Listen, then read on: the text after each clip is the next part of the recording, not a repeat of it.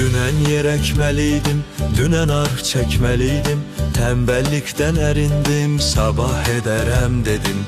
Həmin günüm ötüşdü, sabah gəlib yetişdi. Sabah da iş getirdi, bu işi de gör dedi.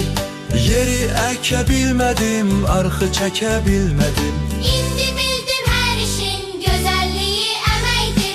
Anladım ki səhərə iş qoymaq nə deməkdir. Anladım ki səhərə iş qoymaq nə deməkdir.